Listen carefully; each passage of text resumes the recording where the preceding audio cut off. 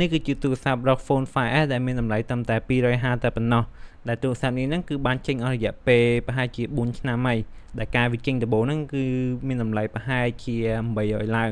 ហើយប្រហែលមួយទឹកឥឡូវហ្នឹងគឺវាក្នុងទីផ្សារតាមខ្ញុំដឹងប្រហែលលក់300ឡើងអីមកតែនេះខ្ញុំលក់ត្រឹមតែ250ហើយទូរស័ព្ទ ROG Phone នេះដែរគឺវាបានភ្ជាប់ជាមួយនឹង Snapdragon 888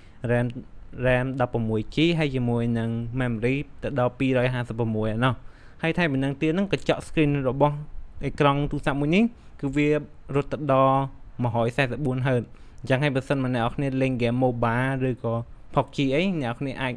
ដាក់ឲ្យ FPS វាឡើងទៅដល់100ឡើងព្រោះលេងហត់ដងគឺលេងត្រឹមតែ60ទេប៉ុន្តែទូរស័ព្ទនេះគឺអាចដាក់ឡើងដល់100 FPS បានអញ្ចឹងហើយបើសិនបើយើងលេង mobile អីយើងគឺលេងនឹង smooth ហ្មងហើយថែមពីនឹងទៀតហ្នឹងទូរស័ព្ទនេះហ្នឹងគឺវាផលិតឡើងដើម្បីលេងហ្គេមអញ្ចឹងហើយបានទូរស័ព្ទវាមាន chip ខ្លាំងហើយដើម្បីចង់ដឹងថាតើទូរស័ព្ទហ្នឹងវារត់ហ្គេមខ្លាំងប៉ុណ្ណាខ្ញុំរកសាក់ធ្វើតេស្តវាដើម្បីលេង GTA 5តែម្ដងហ្នឹងហើយអ្នកនរប្រហែលជាមិនជឿទេប៉ុន្តែទូរស័ព្ទឥឡូវហ្នឹងគឺលេង GTA 5បានមែនតែកាលមុនហ្នឹងគឺមានគេបោកច្រើនតែឥឡូវហ្នឹងគឺបច្ចេកវិទ្យាទូរស័ព្ទហ្នឹងគឺវាអាចធ្វើឲ្យទូរស័ព្ទលេង GTA 5បានហើយដោយសារតែខ្ញុំបាន set up GTA 5ក្នុងទូរស័ព្ទនេះហើយអញ្ចឹងហើយយើងចាប់តាមធ្វើការតេស្តតែម្ដងហើយបើតាមខ្ញុំតេស្ត GTA 5ក្នុងទូរស័ព្ទនេះហ្នឹងគឺ GTA 5គឺរត់បានលេងបានមែនតើហ្នឹងហើយនេះ GTA 5ហើយ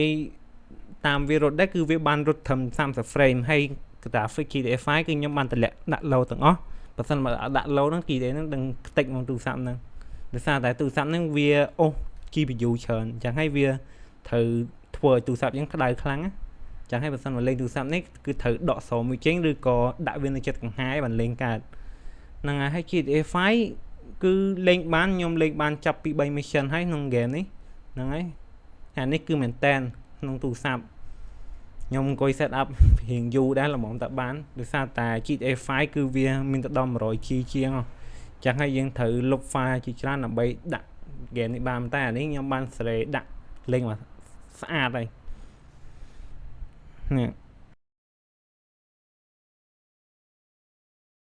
ដើម្បីលេង GTA 5ក្នុងទូរស័ព្ទបានគឺវាមាន2យ៉ាងគឺទី1គឺលេងតាមក្នុងកុំព្យូទ័រមកទូរស័ព្ទអាហ្នឹងគឺ live stream គេហៅថា live stream ហើយទី2ហ្នឹងគឺ emulator ដែលនេះគឺលេង emulator ដែល emulator ហ្នឹងគឺវាអាចធ្វើឲ្យទូរស័ព្ទយើងហ្នឹងរត់កុំព្យូទ័របានហើយនៅពេលដែលយើងរត់កុំព្យូទ័របានទៅគឺយើងអាចរត់ GTA 5បានដែរហើយតាមខ្ញុំតេស្តហ្នឹងគឺ GTA 5នឹងរត់ក្នុងនេះគឺរត់បានត្រឹម30 frame លេងបានមកស្អាតលេងបានមក smooth ហ្មង30 frame ហ្នឹងហើយនេះលេងបានអ្នកនរគ្នាមើលចេះប្រហែលស្អាតទេប៉ុន្តែតាមខ្ញុំលេងខ្លួនឯងគឺលេងបានមែនហើយខ្ញុំលេងបានចាប់ពី3 mission ហើយហ្នឹងអញ្ចឹងបើសិនមកអ្នកនរគ្នាមានចំណាប់អារម្មណ៍ចង់ទិញទូរស័ព្ទនេះអីអាចតាក់ទងមកលេងនេះបានហើយទូរស័ព្ទនេះគឺមានតែមួយទេអញ្ចឹងហើយបើសិនណាគេទិញបាត់គឺអស់ហើយហ្នឹងហើយគឺមានប៉ុណ្ណឹងឯងចាំមើលបើសិនបើខ្ញុំរកទូរស័ព្ទបានណាខ្លាំងថោកល្អដែលអាចលេង GTA 5បានទៀតចាំខ្ញុំប្រាប់លើកក្រោយទៀតហ្នឹងហើយតែមានប៉ុណ្ណឹងឯងបាយ